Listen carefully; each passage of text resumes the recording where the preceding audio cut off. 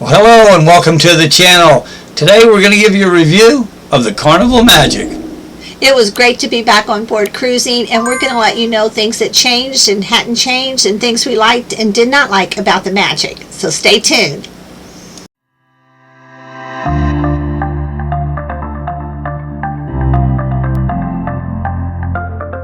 Alright, so we got to the port about 9:30. Our boarding time was 10 to 10:30, but we saw people getting in line, and we were only about 15-second walk across the driveway. So we went ahead, took our luggage, gave it to the porters, and then we got in line.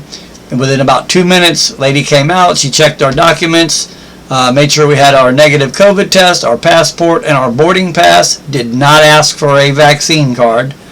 And then we went in. We were told to go inside where we met security.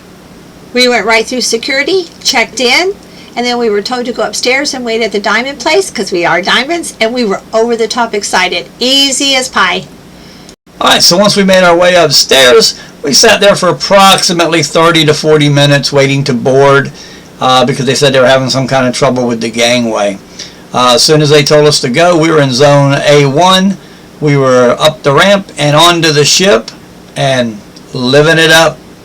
We were living it up. Remember, when you get on the ship now, your boarding pass is actually what you use to charge drinks or anything you want until you get your room key. Your room key is still at the door at your room, and our room wasn't ready yet, but we had no trouble getting us a drink. Alright, once on the ship, we headed to zone A3, which was our muster station, and did the safety briefing. We were in and out in 5 minutes. Best one ever. This new muster drill is one of the things we really love that is new, and we hope they never ever change it. Alright, after we ate, it was time to head down to the Red Frog pub down on deck 5 for happy hour. Don't forget, from about 12 to 2:30, it's happy hour. The $24 fishbowl drinks are now $12, and if you want to buy a bucket of beer, you get 2 buckets for the price of 1 bucket. So basically $3.25 of beer. Take that to your cabin, slide it in the refrigerator for later. We got a painkiller. After our painkiller, it was time to go to our room because they would be ready at 1 o'clock. We got to our room and we were very excited because this is the first time we ever had a co-balcony.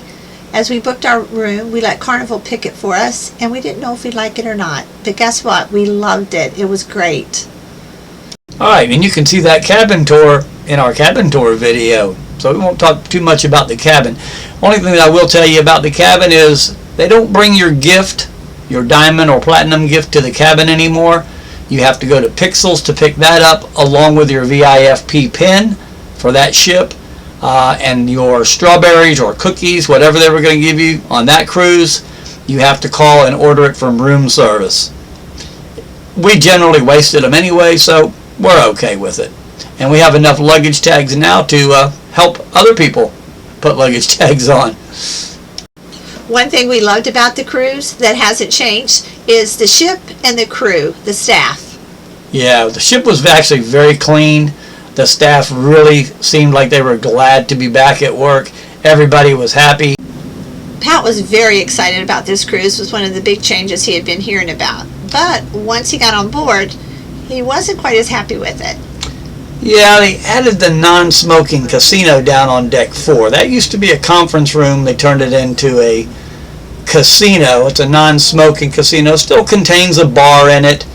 But when you went down there, not only did the machines not pay, and I usually do pretty good on the cruises, but it just felt like you were not really with the rest of the cruise. I don't know why. It just didn't feel the same. It was a lot quieter down there, and just felt like if you always wanted to go gamble and get away from everybody, from the smoke and all that, it was an okay place. But I really wasn't as impressed as I thought I would be. The casino's fine. It's just, like I said, I felt like I was left out by myself, and I don't like to be by myself. No excitement. No excitement. Nobody yelling and screaming because nobody was winning.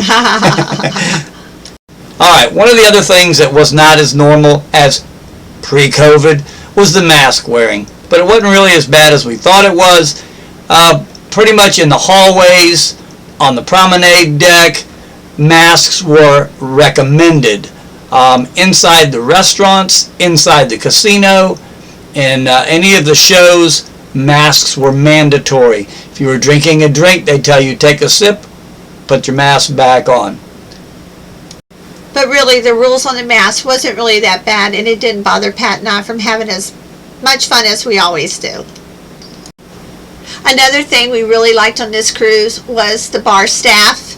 Inside and out, they were always there whenever we needed them without a long wait. We found them very energetic and very willing to please you, and they were fast, quick, and seemed like they were very happy again to be there. Yeah, and they make a heck of a painkiller, don't they, babe? Yes, that is the best. All right, Carnival food. It was pretty much the same as before the shutdown. Again, on the buffet, still not a whole lot of options, especially if you eat like me. I don't eat any red meat or deep fried foods, so that wipes out about half of the menu when I go to eat. The food still tasted good, but she didn't really like the desserts. I'll let her tell you about that. The desserts, as other cruises, I find their desserts are kind of not a lot of taste. They're kind of bland. And I heard other people on the cruise talking about the desserts. They're beautiful and they look so good, but then when you actually taste them, they really don't have much taste. Yeah, except for swirls. Oh, yeah. Yeah, The swirls. ice That's cream. how we end our night if you haven't Ice watched our cream. videos. And got to have it. And the one thing I did love about it, no strawberry. It was all chocolate and vanilla the whole cruise, and nobody wants strawberry and vanilla mixed. And I know I don't. And the cookies are the best. The cookies are good. They're I great. wish I could eat them, but I don't. The cookies are better than the cakes. All right, and some of the other things that haven't changed is pizza, naturally. Got to end your night with a pizza and then a swirl, and then it's to bed. That hasn't changed. One of the places that we always love for lunch, because it is part of your cruise package, is Cucini del Capitano, the Italian restaurant up on deck 10 aft. We went there, I think, about 3 times for lunch. It was good. And you can get it to go. We took it out by the pool and ate it. And it's always as good as ever. And then at night, naturally, they charge you $15 to go there, but I promise you won't leave hungry when you do. Now, the other place that is one of the most popular places on the ship was Guy's Burgers. Yummy. And she can eat about 17 of them a day. Not really, but close. But it was the same, and again, with only 2,200 people being on the ship, there was never a long line, because normally that line goes all the way across the deck over to the Blue Iguana Cantina. All right, last but not least, the main dining room, the MDR. We had your time dining, but we ended up, because we liked our waiters, Sonny and Arabini and Lewis, who was the main waiter. We liked them so much we went back every night for them, and we always got a table there. And I'd asked Lewis one night about the Caribbean jerk chicken, which used to be on the buffet on one of the days that you were in one of the ports. And he said, it reminded me that they don't do it anymore except when they go to Jamaica. But lo and behold, the next night he had that made special for me and brought it to dinner, and it was just as good as ever. So if you ever want something, just let them know, and maybe the next night when you go there, you'll get it. One thing that you might not know, if you want a banana split at dinner, you can order it and they will bring to you free a banana split, and it is delicious. All right, entertainment and the shows. They had some bands around on the ship at the Alchemy Bar that were very good. Yes. And there was 2 different groups of them, and they were good every night. We sat in there, usually listened to 1 or 2 of their sets at least, and then had a drink and moved on. Talking about the shows, we went to the comedy shows. Not going to mention any names. Eddie Spaghetti. Yeah, well, Eddie Spaghetti runs it, and he was about as funny as the comedians. And they really didn't have a plan. They really didn't have a per se skit. They basically just played off the audience, picked on the audience, and then just reacted to what they did for them. And then giving them the benefit of the doubt, we did not see any of the R-rated shows, not because we're offended by anything, just because we were doing other things. But the comedians weren't really that funny to us. We went to the 80s Pop to the Max show. It was a good show. Don't let me say it wasn't. It was a good show. But if you've ever seen Epic Rock, which we saw on the Paradise, and I believe we saw it on the Miracle. That's our favorite. And it is. And the difference is, on Epic Rock, they play a full song. With the 80s Pop to the Max show, they play bits and pieces. So about the time you start getting into a song, they change the song and move on to the next one already. Play more songs, but you only get about 30 seconds each of a song. Alright, now for a couple little bit of negatives. Going back to the cabin, make sure that you bring an electrical strip. There's 2 American outlets, 1 European outlet, and they're over in the very corner of the room. As in our cabin tour, we told you they're about the same as they were back in 2011 when the ship was built. There are no USB ports by the bed or even over by the desk. None. So you need to bring your own strip if you're going to charge stuff with USB. The internet was not that great. No, I bought the expensive internet because I thought I was going to be able to log from the ship, and the internet was so slow it took 2 days to upload one video. Really not worth the $169 I paid for it. Alright, just a couple more things. That was not Carnival's fault, but we already saw people on social media complaining.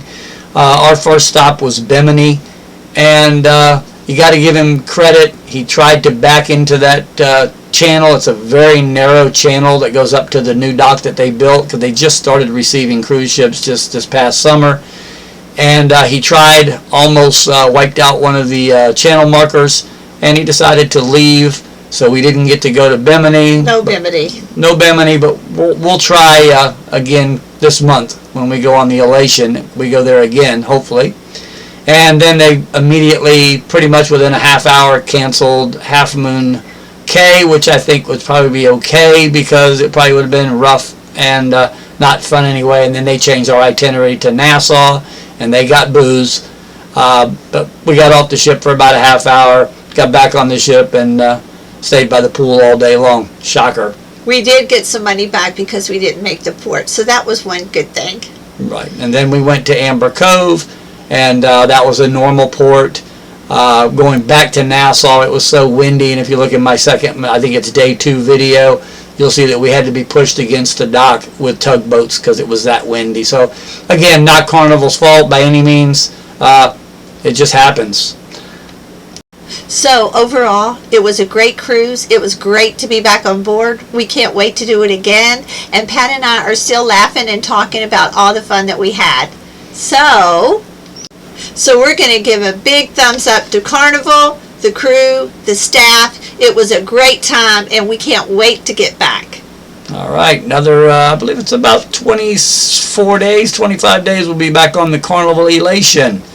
Again, going back to the same ports, I believe. I know we're going to Bimini, hopefully. Try that again. Maybe, again. But, again, it was a great cruise. We had a good time. Please do us a favor. Hit that subscribe button. Hit that notification bell so you'll know when we put up a new video. I swear if you hit the subscribe button, I'm not going to call you and tell you that your extended car warranty is about to go out and the IRS is not coming after you. You will not get any emails. You will not get anything from anybody, but it does help us out. Thank you for watching, and have a great day.